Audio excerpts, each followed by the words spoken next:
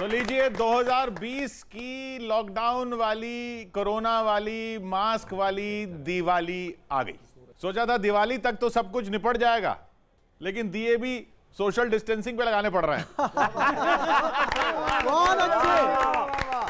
उम्मीद है आपने अपने दिए फुलझड़ियां सब कितने गज की दूरी पे लगानी थी लगा ली होंगी। लपेटे में नेताजी का दिवाली स्पेशल लेकर हम हाजिर हैं। अब लपेटने की जो बात है नेताओं को, वो भ्रम तो हमने बहुत पाल लिया, लेकिन इस भ्रम के जो भ्रम रहे हैं, जिन्होंने ये ज्ञान दिया कि कैसे लपेटा जाता है 4-4 लाइनों में, उन 4 लाइनों वालों को आज हम खुद लपेटने जा रहे हैं। स्वागत करेंगे हास्य कवि सुरेंद्र शर्मा जी का।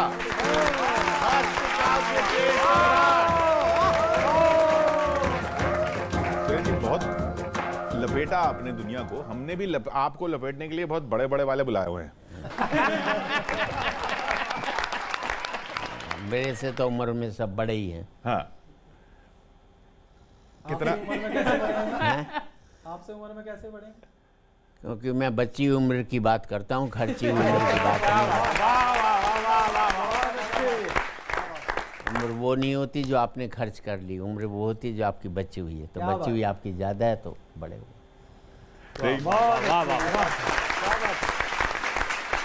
ये पिच सेट कर दी है सुरेंद्र जी ने, अब फिर की आपको घुमानी है कि आज आए हैं लपेटे में हंसी के अवतार।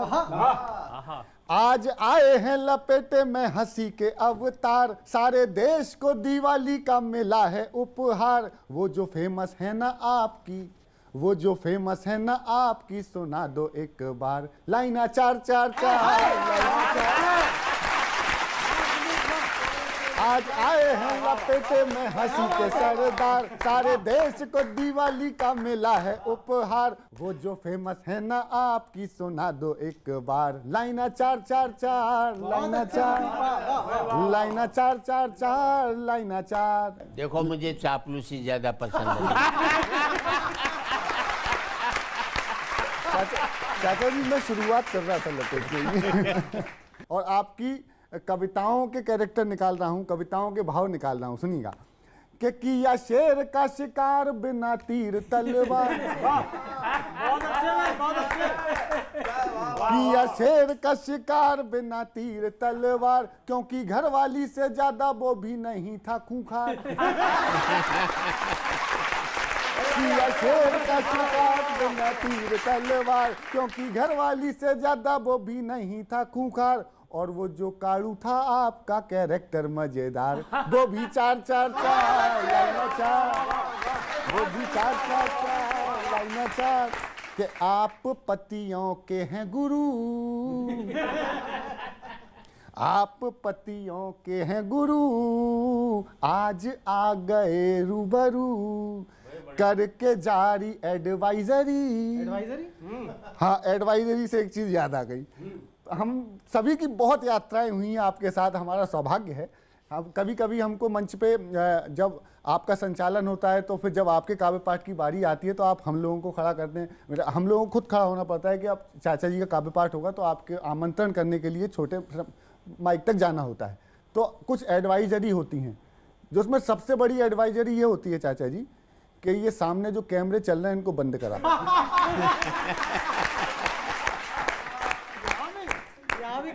मैं इस चक्कर में पड़ा हूं कि आज आपको आमंत्रित कैसे करूंगा।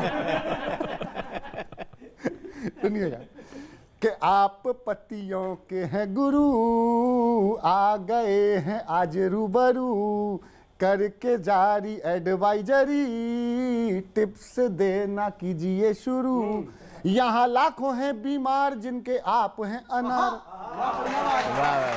यहाँ लाखों हैं बीमार जिनके आप हैं अनार। अपने शर्मा जी के आगे सबकी टिप्स हैं बेकार, अपने चाचा जी के आगे सबकी टिप्स हैं बेकार। पत्नी पीड़ितों का गारंटी से करते हैं उपचार। लाइना 4-4-4, लाइना 4, लाइना 4-4-4।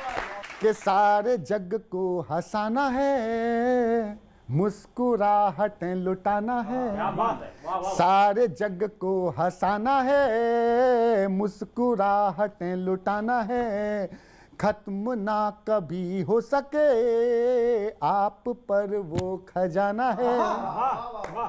जैसे आपके विचार वैसा आपका व्यवहार, सुने आपको इकट्ठा बैठ सारा परिवार, सुने आपको इकट्ठा बैठ सारा परिवार, जैसे आपके विचार वैसा आपका व्यवहार, सुने आपको इकट्ठा बैठ सारा परिवार, ना तो कभी भी दो अर्थी ना ही मर्यादा के पार। लाइन चार चार चार, लाइन चार, लाइन चार चार चार, लाइन चार।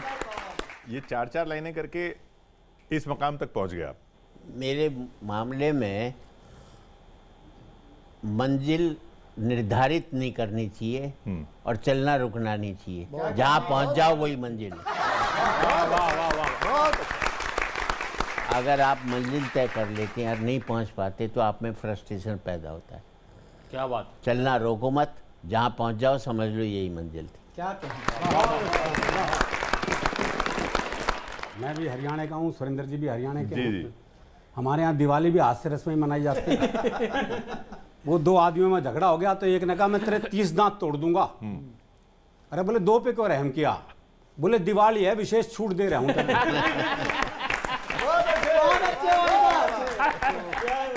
भाई मारे तो भी छूट दी जाती है। मारे तो हरियाणा में ये भी होता है, बोले 2 आदमी लड़ रहे, तीसरा देख रहा, बोले 36 दांत तोड़ दूंगा। तो तीसरा बोल उठा, बोले भाई दांत तो 32 होते हैं। बोले 4 तेरे भी तो तोड़ूंगा जो बीच में दखल गए।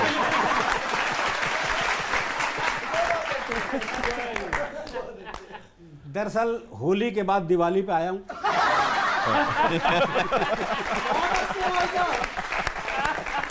और अभी भी कोमा में ही हूँ। होली के बाद से कभी सम्मेलन तो हुए नहीं। तो फिर सुरेंद्र जी से ही बात करी मैंने फ़ोन पे, जितनी बातें हुई तो विचार उन्हीं के हैं, शब्द बस मेरे हैं। तो मैंने उनसे पूछा ये वर्क फ्रॉम होम में क्या कर रहे हो आप? तो इन्होंने वर्क फ्रॉम होम के तहत घर पर ही कविता सुनाई। ना कोई हंसा, ना किसी ने ताली बजाई, ना ही कोई पेमेंट जेब में आई। फिर उन्होंने अपनी दूसरी जेब से पैसे निकाल के खुद को पेमेंट दी। इस तरह वर्क फ्रॉम होम की औपचारिकता पूरी की। एक समस्या और हुई, जब 4-5 महीने हो गए घर में कैद, सिर्फ पत्नी का चेहरा देख देख के क्या स्थिति हो सकती है, और वो भी चाचा जी की। तो मैंने कहा ये कैसा चल रहा है?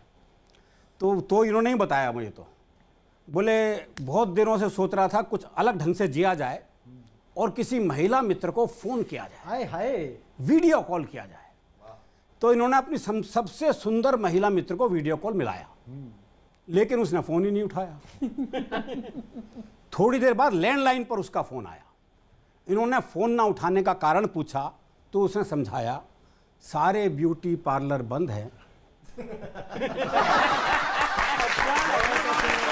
सारे ब्यूटी पार्लर बंद हैं, अपना चेहरा नहीं दिखाऊंगी, मैं भी भाभी जी की तरह चुड़ैली लग रही हूं, इसलिए वीडियो कॉल नहीं उठाऊंगी।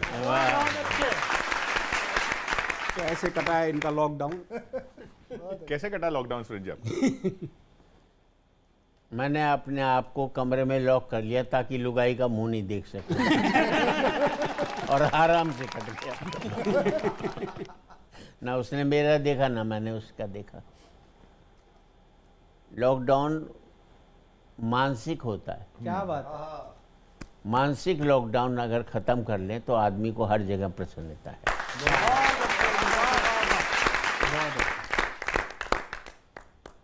आप सभी जानते हैं, पूरा देश जानता है, पूरी दुनिया जानती है, सुरेंद्र जी हम ब्रह्मांड और जोड़ देश में नहीं, भगवान की पहुंच अभी इतनी मुझे नहीं लगता है कि नहीं हुई कि वो आपको जान सके। सभी जानते हैं कि सुरेंद्र जी हम पतियों के ब्रांड एम्बेसडर हैं, और ये खानदानी वैद्य हैं। इनके पिताजी भी बहुत बड़े वैद्य थे, और सुरेंद्र जी हमारे देश में जोड़ों के दर्द के इलाज में नंबर 1 समझे जाते हैं। मैं घुटनों वगैरह की बात नहीं कर रहा, शादीशुदा जोड़ों के दर्द की बात कर रहा हूँ।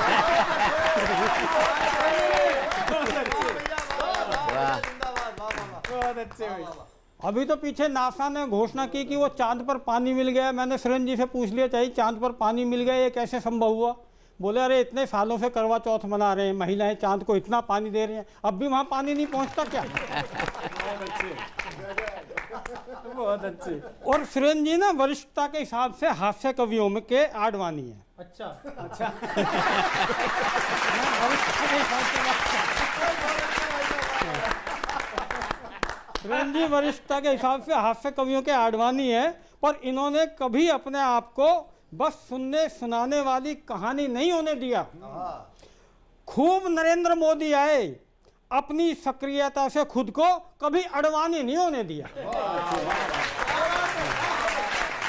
अभी तो मैंने पूछ लिया कि सुरेंद्र जी आपको तो इतना बड़ा नाम है, इतना बड़ा चेहरा है, राजनीति में क्यों नहीं गए? सुरेंद्र जी बोले राजनीति की अजब कहानी है, वहाँ तो घर आए मेहमान को कोई पानी भी ना पूछे और फिर इसी कला को जन संरक्षण बताकर पुरस्कार भी लेना चाहे, तो ये काम तो मैं नहीं कर सकता। तो मैं उनको बहुत बहुत नमन करता हूँ, ये सौभाग्य मानता हूँ कि आप लपेटे में नेताजी में आपने सुरेंद्र जी को बुलाया। तो ऐसा नहीं है कि हमें नेताओं का अभाव हुआ इस बात से, क्योंकि सुरेंद्र जी भी कई मामलों में नेताओं से बहुत बड़े हैं। वो आजकल तो प्याज बड़ी महंगी रही, आपको पता है, जब वो वित्त मंत्री से पूछा निर्मला सीतारमण जी से तो उन्होंने कह दिया मैं प्याज नहीं खाती। बाद में अश्विनी चौबे जी ने भी कह दिया मैं प्याज नहीं खाते। सुरेंद्र शर्मा जी इस मामले में उनसे भी बड़े नेता हैं, वो तो तब कहते हैं जब प्याज महंगी होती है कि हम प्याज नहीं खाते, ये सस्ती कभी नहीं खाते क्योंकि ये सस्ता सौदा करते ही नहीं, और महंगी इसलिए नहीं खाते क्योंकि ये सस्ता सौदा कभी करते ही नहीं, सस्ती कभी खाते नहीं, और महंगी हो जाती है तो खरीद पाते नहीं।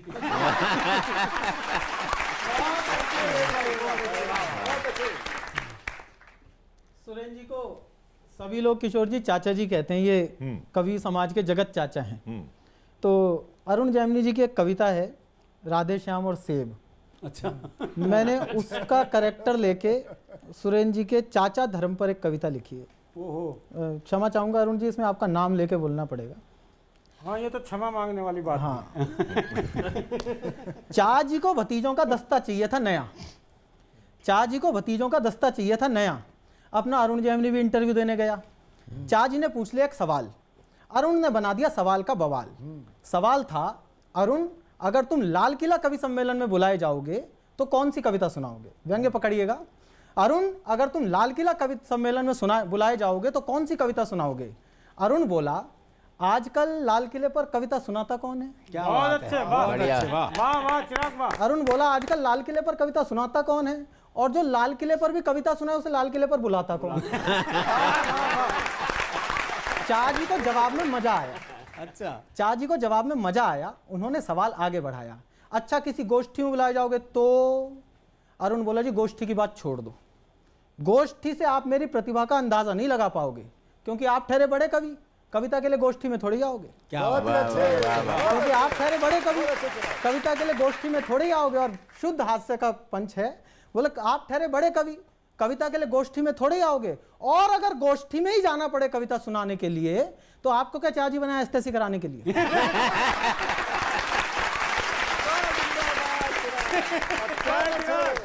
बहुत अच्छे।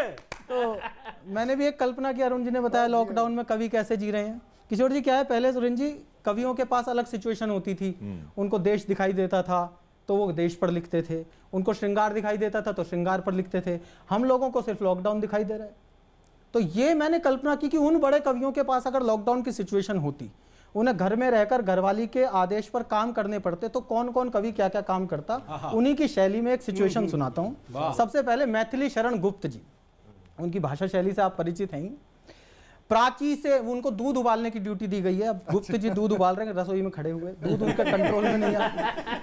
प्राची से ज्यों दिनकर निकला यों अग्नि मिलन को दुग्ध चला। क्या बात है, वाह। प्राची से ज्यों दिनकर निकला यों अग्नि मिलन को दुग्ध चला, हे क्षीर न इह विधि व्यर्थ बहो, इस भांति करो न अनर्थ अहो, मत विकल करो मेरे मन को, नर हूं न निराश करो मन को। क्या नर हूं न निराश करो मन को। दूसरे कवि रामधारी सिंह दिनकर जी, उनकी रश्मि रति आप सबने पढ़ी होगी। क्या बात है। तो उनको ड्यूटी दी गई है, उनकी पत्नी ने कंडीशन लगाई है कि घर की सफाई करनी है, सफाई में कमी रह गई तो बाकी कामों में हाथ बटाना पड़ेगा। अब दिनकर जी सफाई कर रहे हैं, रामधारी सिंह दिनकर जी पोंछा लगा रहे हैं। कोने कोने में घूम घूम गीले कपड़े से चूम चूम सारा घर आंगन स्वच्छ किया, निजकर से सब प्रत्यक्ष किया। एक मकड़ी जाला लटका था, सीलिंग पर जाकर अटका था। एक मकड़ी जाला लटका था, सीलिंग पर जाकर अटका था। हाथों की सीमा से ऊपर, आंखों से ओझल था वह खर। वह एक चूक मेरे सर थी, उर्वशी की दृष्टि उसी पर थी। एक चूक मेरे सर थी, वह एक चूक मेरे सर थी, उर्वशी की दृष्टि उसी पर थी। जब नाश मनुज पर छाता है तब एक जाला बच जाता है। जब नाश मनुज पर छाता है तब एक जाला बच जाता है। भीतर तक टीस रहा हूं मैं, अब चटनी पीस रहा हूं।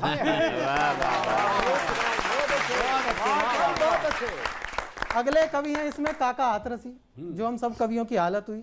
हमारे ये कपड़े जिन पर कलफ लगा के ड्राई क्लीन करा के रखे जाते थे, वो हमारी तरह कोने में पड़े थे घर में, कोई उन्हें पूछ नहीं रहा था। तो काका को अपने कपड़ों पर दया आई और वो अपने कपड़े इस्त्री करने लगे। अब काका की शैली में काका इस्त्री कर रहे हैं। आदमी जब काम करता है तो वो क्या कर सकता है? किसी काम ना आ रही सम्मेलन की ड्रेस,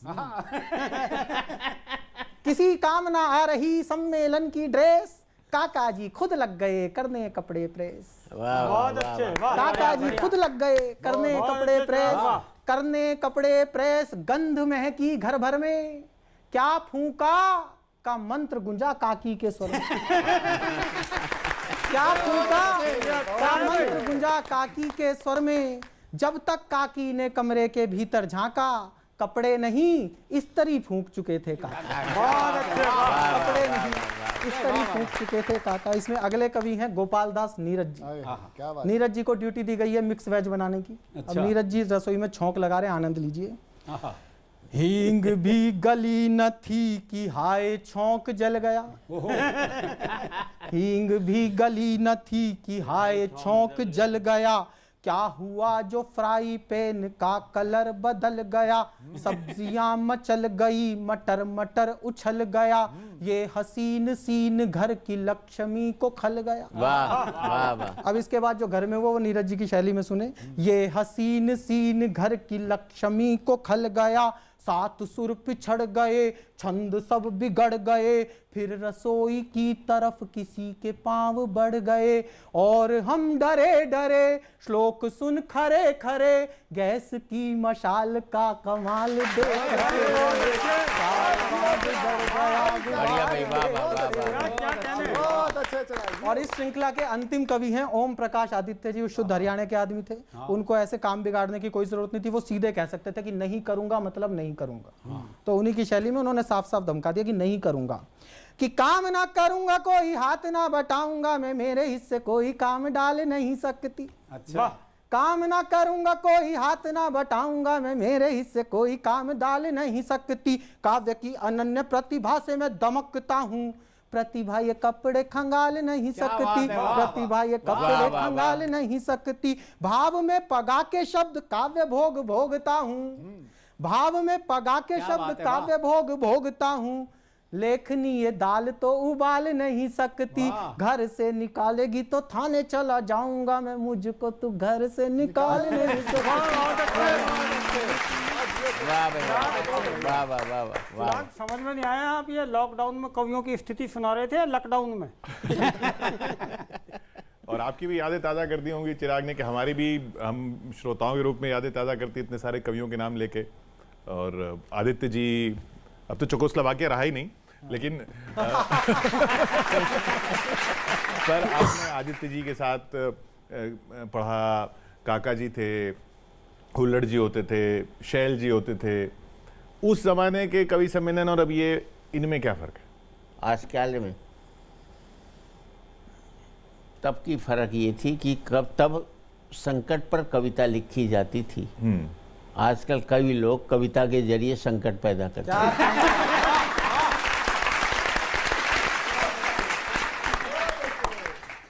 दरअसल मैं बचपन से आदरणीय सुरेंद्र जी का बहुत समर्थक रहा हूँ, बहुत अनुयायी रहा हूँ इनका। इनके पद चिन्हों पे तो मैं नहीं चल पाया, पर इनके सिर चिन्हों पे चलने की कोशिश कर रहा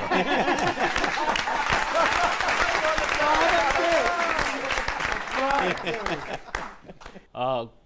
कवि सम्मेलन में जाते हैं, कभी हुट हो जाता तो वो क्या सोचता है उसके मनोभाव पर मैंने एक कविता लिखने की। बहुत अच्छा। आत्मकथा। हाँ, इसे ये मेरी नहीं, सबकी आत्मकथा है। वो बोला, लो सुनो, मेरी कविता का शीर्षक है स्नान। मैं समझ गया क्यों हुट हुआ होगा। भयंकर सर्दी के मौसम में पब्लिक को स्नान की कविता सुनाई। बोले, राम लक्ष्य से नहाता है, रहमान लक्ष्य से नहाता है। मैंने कहा वाह वाह, क्या पंक्तियां जोड़ दी यार, तुमने तो शुरू में ही ऊंची ऊंची छोड़ दी। वैसे अच्छा किया जो तुमने दोनों को लक्ष्य से ही नहलाया। अरे एक को भी हमाम या लिरिल से नहलाते तो बच्चू तुम्हारी इस कविता पर ही शहर में दंगे हो जाते। तो बच्चू तुम्हारी इस कविता, वह उत्साहित होकर बोला, अभी तो देखते जाओ इसमें सिख और ईसाई भी ना आएंगे। लो सुनो, राम लक्ष्य से नहाता है, रहमान लक्ष्य से नहाता है, बंता सिंह भी लक्ष्य से नहाता है। इसके बाद भी अगर साबुन बच जाता, बंता सिंह के नहाने के बाद कितना साबुन बचेगा। इसके बाद भी अगर साबुन बच जाता है तो उससे ऋषि रिचर्डसन नहाता है। बहुत अच्छे। अब देखो, एक तो मेरी इस कविता में राष्ट्रीय एकता आई। बहुत अच्छे, वाह। दूसरे सब नहा लिए इसलिए शरीर की भी सफाई। दूसरे सब नहा लिए इसलिए शरीर की भी सफाई। मैंने कहा शरीर की भी सफाई, पर यार एक बात मेरी समझ में नहीं आई, तूने इस कविता में सारे आदमी ही आदमी नहला दिए, महिला एक भी नहीं नहलाई। तभी तो तेरी कविता यहाँ पे हो गई रिजेक्ट। भला आदमियों का आदमियों के नहाने में क्या इंटरेस्ट। वाह भाई वाह। वैसे मुझे तुम्हारी इस कविता में नहाने की अपार संभावनाएं नजर आ रही हैं। अच्छा, ऐसा करो, इस कविता में थोड़ा पॉलिटिकल टच लाओ। हाँ, ऐसा करो, कुछ राजनेताओं को नहलाओ। शुरुआत अपनी दिल्ली से ही करो। जैसे दिल्ली में श्री केजरीवाल जी को नहलाओ। मैं बोला यार केजरीवाल जी को नहलाओ, गजब हो जाएगा, साबुन तो उनकी आंखों में ही रह जाएगा और पीछे से मनोहर लाल खट्टर पानी बंद कर जाएगा।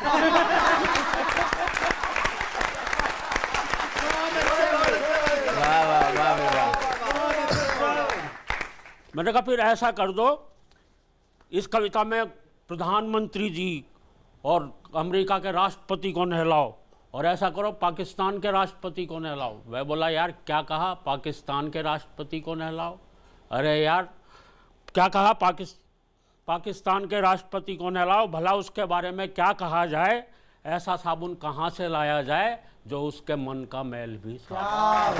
बढ़िया बात है, वाह वाह वाह वाह वाह। ऐसा साबुन कहाँ से लाया जाए जो उसके मन का मैल भी साफ कर जाए। वैसे भी उसे हमारे देश में गड़बड़ी फैलाने से टाइम मिले तो बेचारा नहाए।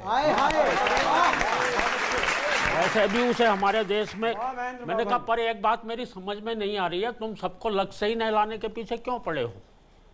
क्या ये तुम्हारा प्रिय साबुन है, क्या ये इतना फैंसी है। वो बोला नहीं यार, बात दरअसल ये है मेरे लड़के के पास इसकी होलसेल एजेंसी है।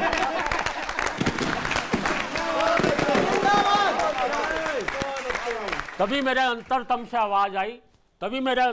आवाज आई, जरा सुनो मेरे भाई, अरे अगर नहलाना ही है तो नहलाओ उन्हें जो सर से लेकर पांव तक भ्रष्टाचार की गंदगी में डूबे हैं। क्या बात है। सफाई करो उनकी जिनके खतरनाक मंसूबे हैं। मिटा दो वो फासला जो आदमी और आदमी के बीच बढ़ गया है। छुड़ा दो वो मैल जो लोगों की इंसानियत पर चढ़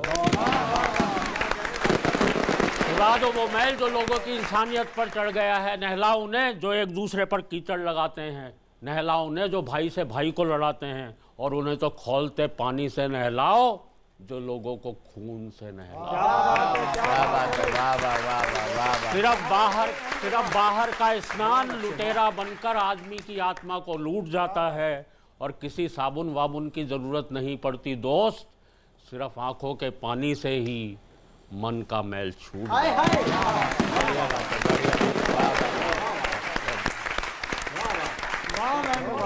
सुरेश जी, जब आप ये कवियों की बात चल रही है और कवि भी कवियों की ही बात कर रहे हैं, तो आप जब ये कवि सम्मेलन के लिए, कवि सम्मेलनों के लिए लोगों को चयन करते हैं तो क्या देखते हैं?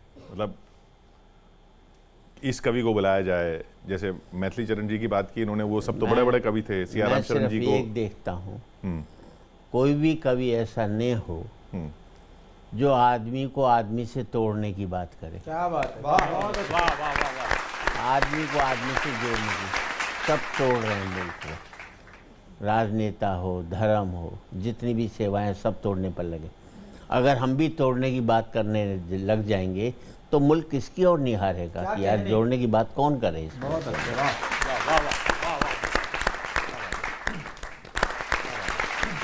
चलिए कुछ आपकी शैली में जवाब चाहेंगे 4 लाइनों में।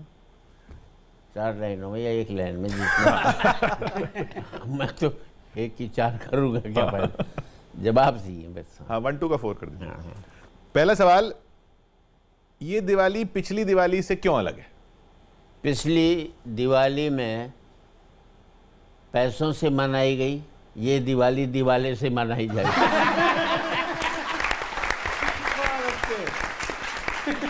अच्छा, ये सब लोग आपसे पूछते हैं कि भाई सुरेंद्र शर्मा दुनिया को हंसाते हैं, लेकिन उस वक्त खुद क्यों नहीं हंसते हैं? मेरा मानना है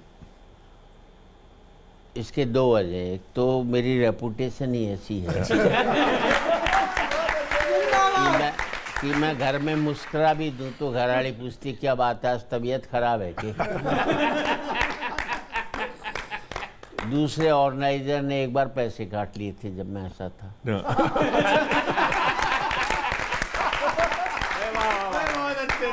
और सीधी तीसरी सबसे बड़ी बात यह है, हर व्यक्ति को कोशिश ये करनी चाहिए कि दूसरों को हंसाए, ना कि खुद हंसे। अगर हर व्यक्ति दूसरे को हंसाने में लग जाएगा तो सारी समस्याएं हल हो जाएंगी। हरियाणा का हर आदमी हर बात का उल्टा जवाब क्यों देता है? उल्टा जवाब इसलिए देता है कि सीधा जवाब दे दे तो फिर हरियाणा क्या रहा। तो अरुण जी, नहीं मैं तो ये कहता हूँ उल्टे जवाब देते हैं लोग, सवाल उल्टे करते हैं। हाँ, लोगों के सवाल उल्टे होते हैं, उल्टे जवाब नहीं होते उनके। हाँ, वो एक बूढ़ा बैठा बीड़ी पी रहा था तो एक ने पूछ लिया, बोले ताऊ बीड़ी पीवे है। अब कायदे से सवाल गलत। हाँ। भाई जब तुझे दिख रहा है वो बीड़ी पी रहा है, फालतू का सवाल कर क्यों रहा है? लेकिन पूछते हैं लोग बात, तो जवाब उल्टे मिलेंगे। उसने कहा ताऊ बीड़ी पीवे है, बोले ना अगरबत्ती सुलगाइए धोख लगाऊंगा।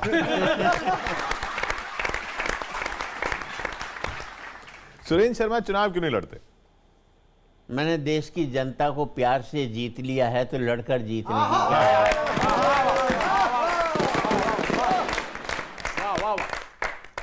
तो आपकी जनता के तो अच्छे दिन आ गए। नहीं, मरणोपरांत आ जाएंगे।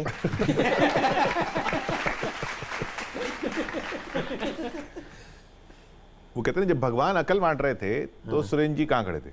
लाइन में कहाँ उसमें थे? आपने ध्यान से नहीं देखा होगा, वो भगवान की शक्ल में मैं ही दिखाई देता। मैं बहुत पीछे खड़ा था ना, दिखा नहीं। आप सेना में भर्ती क्यों नहीं हुए? मुझे घरारी से लड़ते हुए फुर्सत नहीं मिली थी, मुल्क के लिए कहाँ से लड़ूं? आपने एलओसी कभी क्रॉस नहीं की? मैंने घर की एलओसी क्रॉस नहीं की। इनमें नंबर 1 कवि कौन है? मेरे बाद या मेरे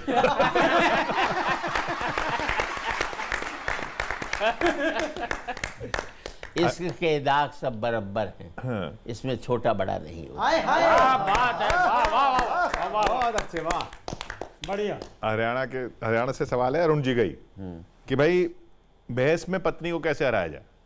बहस में पत्नी को कैसे हराया जाए? उसके अपने सास ससुर की साड़े की तारीफ करने लग जाओ। वो कभी भी आपको हराएगी नहीं, वो जीतती बहस ही रहेगी। नहीं करेगी। जबलपुर से सुदीप भोला जी का सवाल है, हाँ, ये अपनी लंबाई का क्या फायदा उठा सकते हैं? पहली मंजिल पर जो लुगाइयाँ सो रही उन्हें ताक सकता है।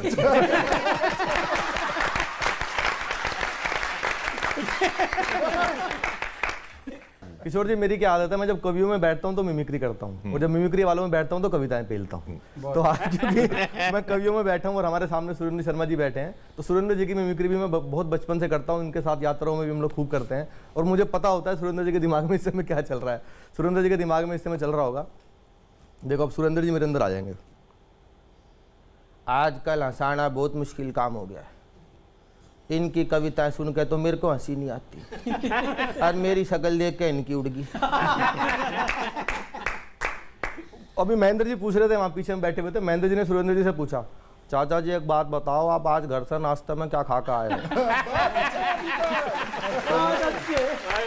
उन्होंने ऐसे पूछा, तो सुरेंद्र जी की हाजिर जवाब भी पूरी दुनिया जानते हैं। चाचा जी नाश्ते में आज क्या ले खा के आए हो? सुरेंद्र बोले डांट। मतलब दादा का कोई जवाब नहीं है। एक बार बड़ा फेमस किस्सा है कवि सम्मेलन का, एक आदमी आया एक कवि सम्मेलन के बाद, पैर छुए, बोला सर नमस्कार। हाँ नमस्कार। सर पहचान लिया? हाँ पहचान लिया। अच्छा वो पीछे ही पड़ गया, बोला सर दिल्ली में मिले थे? हाँ पहचान लिया। बोला सर बताओ कहाँ मिले थे? कति जलील हो गया मरने का।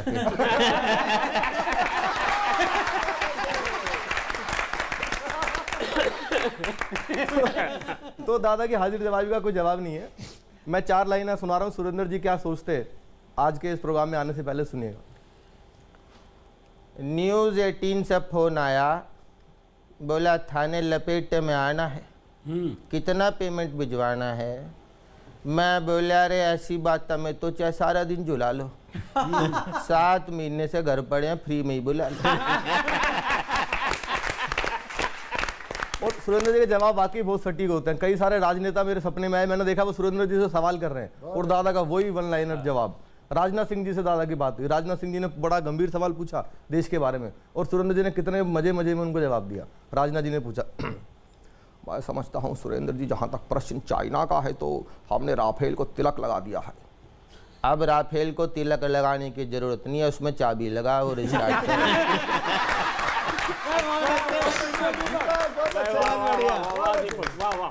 मनोज तिवारी जी ने इनसे सवाल किया बिहार इलेक्शन से पहले, अरे सुरेंद्र शर्मा जी जानते हैं हम बिहार में जा रहे हैं, अब आप हमें बताइए कि हमारे जाने से वहां पर क्या परिवर्तन आएगा? जहां जहां चरण पड़े संतन के वहां वहां बंटा ढाल।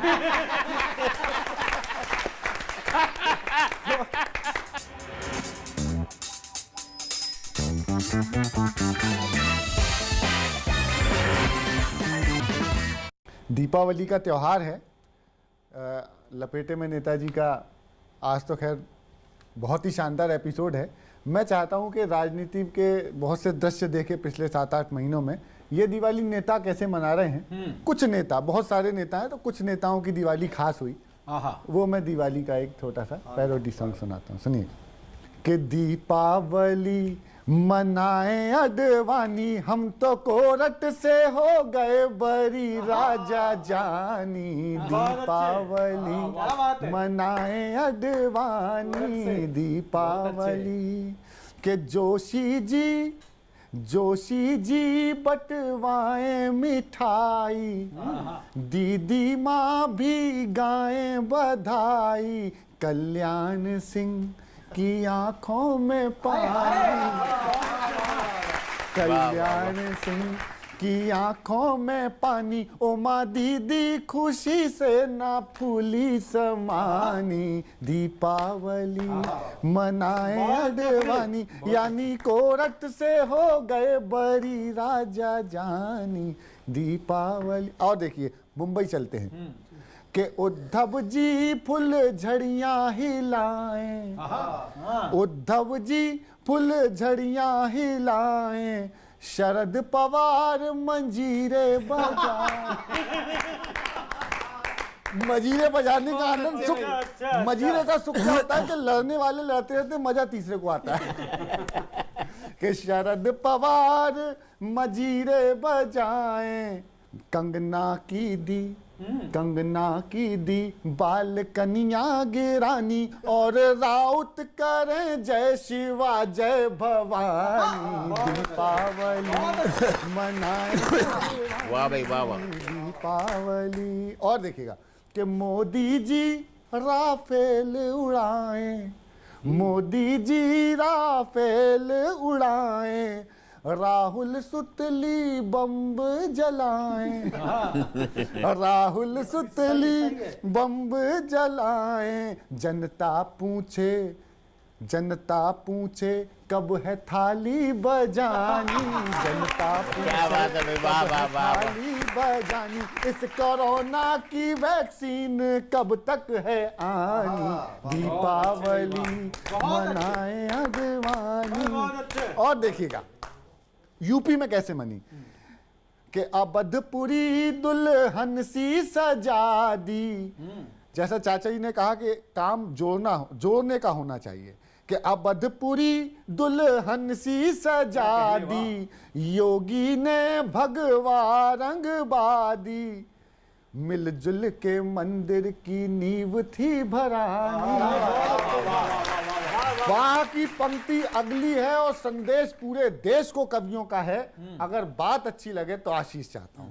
अबधपुरी दुल्हन सी सजा दी, योगी ने भगवा रंग बादी, मिलजुल के मंदिर की नींव थी भरानी, पहनी इकबाल जी ने नई शेरवानी। बढ़िया बात है, वाह वाह वाह वाह। मनाए अडवाणी दीपावली मनाए।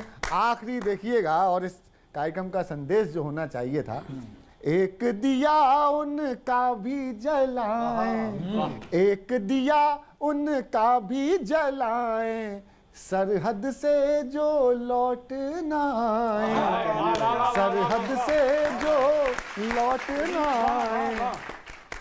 घर घर अलख हमको ये जगानी, घर घर अलख हमको है जगानी, अब की चाइना की झालर ना हमको जलानी, दीपावली बहुत बधाइयाँ दीपावली की। बढ़िया बढ़िया बढ़िया, बहुत बढ़िया, वाह वाह वाह।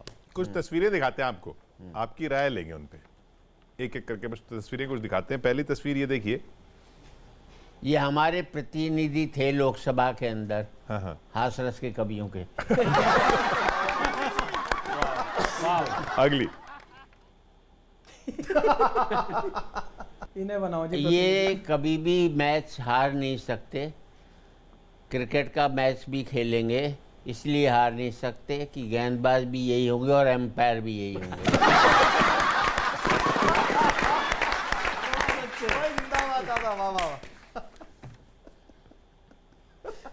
ये जीत नहीं सकते।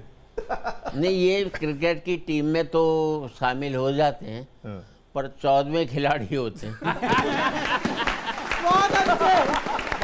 बाहर में भी नहीं।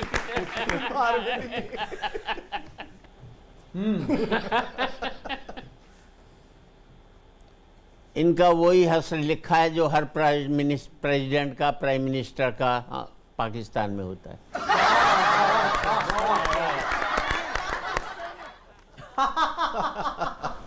ये आई रुचि की बात। छोड़ो, कोई जवाब नहीं देना, देखने दो ना।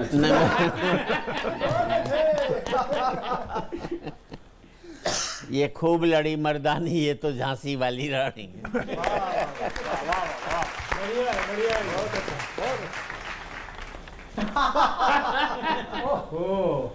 कहने।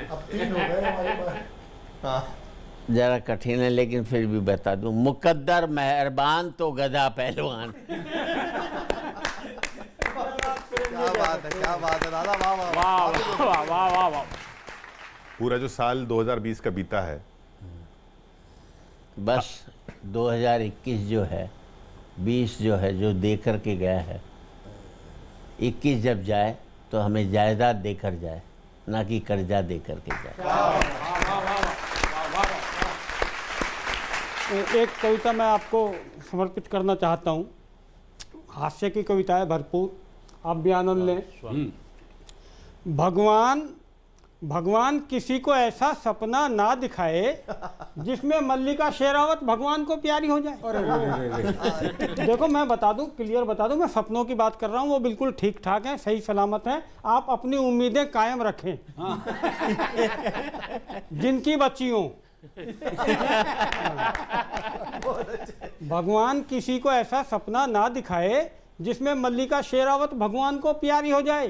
पर मैंने देख लिया जनाब, और देखते ही ऐसा सदमा लगा था, यमराज को एक यमदूत इमरजेंसी में मेरे लिए भेजना पड़ा था। ओहो।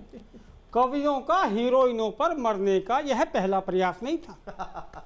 मैं तो इस मामले में 20वें नंबर पर खड़ा था, पर मरकर एक बात मेरी समझ में आ गई, मधुबाला के मरने के बाद सुरेंद्र शर्मा जी को अटैक क्यों पड़ा था। मधुबाला के मरने के बाद सुरेंद्र शर्मा जी को अटैक क्यों पड़ा था। इन्हें तो डॉक्टरों ने बचा लिया, इसलिए आज तक डॉक्टरों को कोसते हैं। अरे हत्यारो, मधुबाला ऊपर चली गई और तुमने मुझे नीचे ही रोक लिया। वाह वाह वाह वाह वाह। एक डॉक्टर बोला, शर्मा जी अगर ऊपर जाकर भी आपको मधुबाला नहीं मिलती तो आपका दिल नहीं टूटता। शर्मा जी बोले, मधुबाला जाए भाड़ में, घर में जो ललिता पवार बैठी है उससे तो पीछा छूट गया।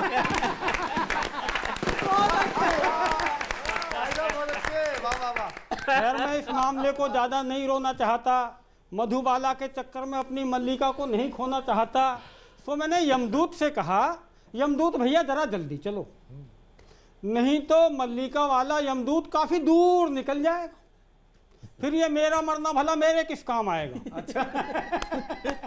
यमदूत चौंका, बोला मल्लिका भी आज ही मरी है क्या।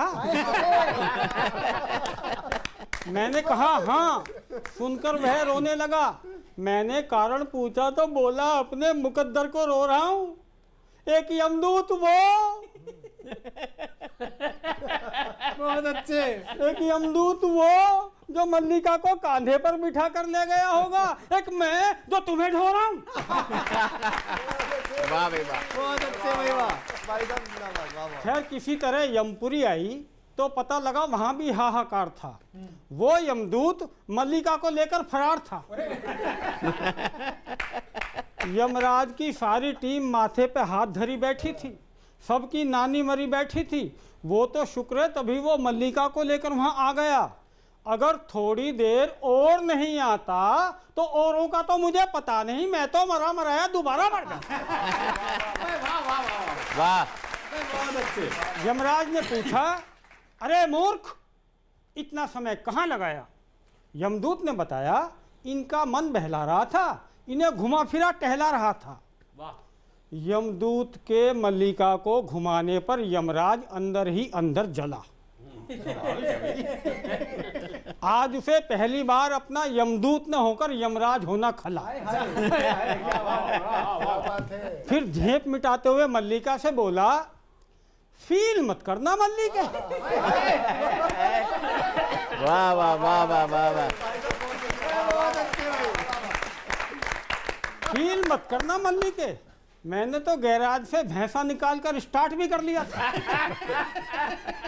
पर तभी चीफ यमदूत ने टोक दिया, पद की मर्यादा की दुहाई देकर रोक दिया, वरना तुम्हें लेने मैं खुद जाता, और ये तो तुम्हें यहाँ लेकर आ भी गया, मैं कभी नहीं आता। क्या बात है। वाह वाह वाह वाह। सुरेंद्र जी, आपसे तो लेकिन हम दिवाली गिफ्ट लेके रहेंगे। अब ये आपका ही टाइम है, आपको सुने बिना कैसे चले जाएंगे। तब कोई फर्क नहीं पड़ता इस देश में राजा रावण हो या राम। क्या बात। कोई फर्क नहीं पड़ता इस देश में राजा रावण हो या राम। जनता तो बेचारी सीता है। रावण राजा हुआ तो वनवास से चोरी चली जाएगी, और राम राजा हुआ तो अग्नि परीक्षा के बाद फिर वनवास में भेज। और कोई फर्क नहीं पड़ता इस देश में राजा कौरव हो या पांडव। क्या कहने। जनता तो बेचारी द्रौपदी है।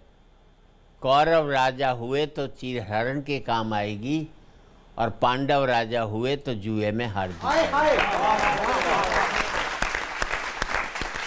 और कोई फर्क नहीं पड़ता इस देश में राजा हिंदू हो या मुसलमान, जनता तो बेचारी लाश है।